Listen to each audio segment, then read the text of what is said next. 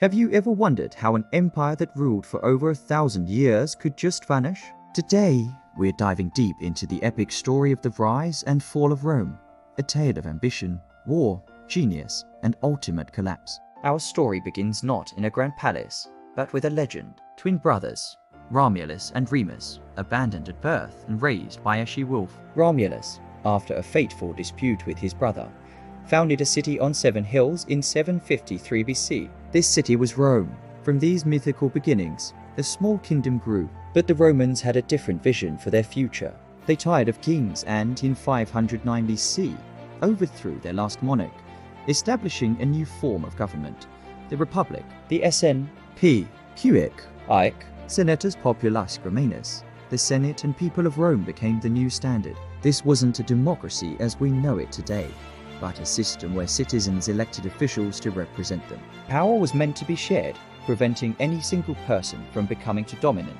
For centuries, the Roman Republic expanded. Its disciplined legions, brilliant military strategies, and relentless ambition saw it conquer the Italian peninsula.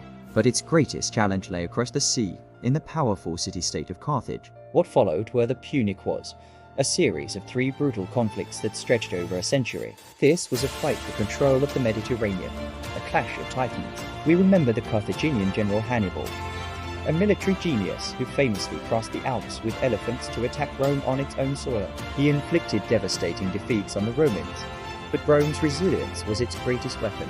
They absorbed the blows, regrouped, and eventually, under the leadership of Scipio Africanus, took the fight to Carthage and won. By the end of the Third Punic War, Carthage was utterly destroyed, and Rome was the undisputed master of the Mediterranean.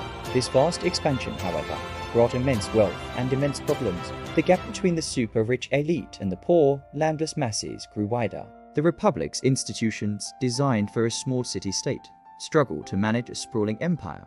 This turmoil gave rise to powerful, ambitious generals who commanded the loyalty of their soldiers more than the state itself. And one name rose above all others: Gaius Julius Caesar. Caesar was a brilliant politician, a charismatic speaker, and a military commander of unparalleled skill. His conquest of Gaul, modern-day France, made him a hero to the people and fabulously wealthy. His rivals in the Senate, fearing his power, ordered him to disband his army and return to Rome. Caesar faced a choice. To obey would mean political ruin. To defy would mean civil war. On the banks of the Rubicon River, he made his decision. The die is cast, he declared, and marched his legion toward Rome. He crushed his rivals, including the great General Pompey, and became the most powerful man in Rome. He enacted popular reforms, revised the calendar creating the Julian calendar we still base ours on, and was eventually declared dictator for life. But his ambition was seen as a mortal threat to the Republic. On the Ides of March, 44 BC, a group of senators, calling themselves the Liberators, assassinated him in the Senate House, hoping to restore the old ways. Their hopes were in vain. Caesar's death didn't save the Republic. It plunged Rome into another round of bloody civil wars. From the chaos, one man emerged victorious: Caesar's adopted son and heir, Octavian. After defeating his final rivals, Mark Antony and the Egyptian Queen Cleopatra, Octavian masterfully navigated the political landscape. He claimed to be restoring the Republic, but in reality, he gathered all power into his own hands. In 27 BC, the Senate granted him the title Augustus, meaning the revered one. The Roman Republic was dead. The Roman Empire had begun. The reign of Augustus ushered in an unprecedented era of peace and prosperity known as the Pax Romana, the Roman peace. For the next 100 years, the empire enjoyed relative stability. Trade flourished along the vast network of Roman roads, and the legions secured the frontiers. This was the golden age of Rome. Emperors like Trajan expanded the empire to its greatest extent, from Britain in the northwest to Mesopotamia in the east. It was an empire of incredible diversity, uniting countless cultures under a single rule, and they built on a scale the world had never seen. The Romans were master engineers and architects. They perfected the use of the arch, the vault, and concrete, allowing them to construct monumental structures. Think of the aqueducts, stone channels that carried fresh water for miles into bustling cities, or the Pantheon in Rome, with its breathtaking unsupported concrete dome, still the largest in the world. And of course, the Colosseum. This massive amphitheater could hold over 50,000 spectators who came to watch gladiatorial contests. animal hunts, and public spectacles. These weren't just buildings, they were powerful symbols of Roman power, engineering genius, and cultural identity. But no golden age lasts forever. By the 3rd century AD, the empire was facing what historians call the crisis of the 3rd century. The pressures were immense. Constant wars on the frontiers drained the treasury. A series of weak and short-lived emperors created political instability. The economy faltered under hyperinflation, and plagues swept through the population. The empire nearly tore itself apart. It was saved for a time by strong emperors like Diocletian, who took a radical step. He realized the empire was too vast for one man to rule effectively, so he split it into a tetrarchy, a rule of 4. This temporarily stabilized the situation, but the division would have long-lasting consequences. Then came another transformative figure, Constantine the Great. Before a pivotal battle, Constantine reportedly had a vision of a Christian symbol in the sky and a promise of victory. He won the battle, and his victory changed the course of history.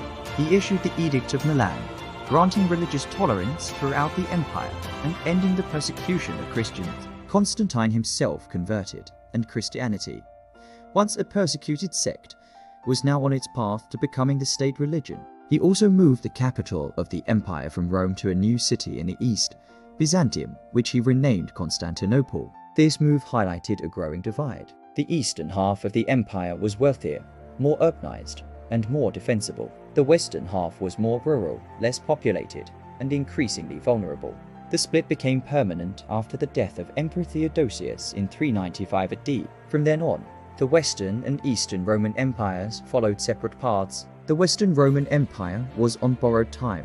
Its economy was shattered, its political will was broken, and its armies were increasingly reliant on so-called barbarian mercenaries of questionable loyalty. Waves of Germanic tribes, Goths, Vandals, and Franks pushed against the frontiers, sometimes as invaders, sometimes as migrants fleeing other threats like the Huns. In 410 AD, the unthinkable happened.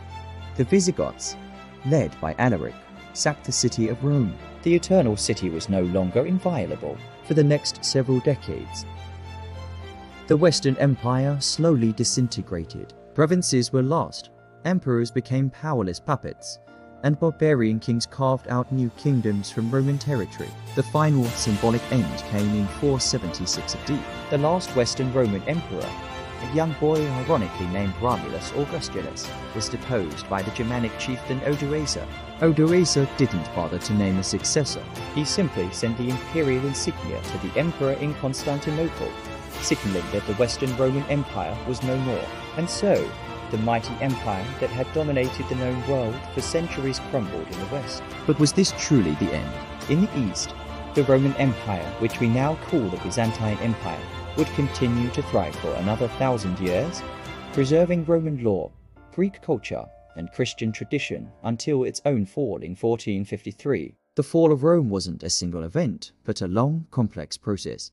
It was a combination of economic decay, political instability, military overreach, and relentless external pressure. Its legacy, however, is all around us. In our languages, our laws, our architecture, our government, and our ideas about empire and citizenship. The story of Rome is a timeless lesson in the cycles of history, a reminder that even the greatest powers can fall, but their legacy can echo for eternity. Thanks for joining us on this journey through one of history's greatest epics.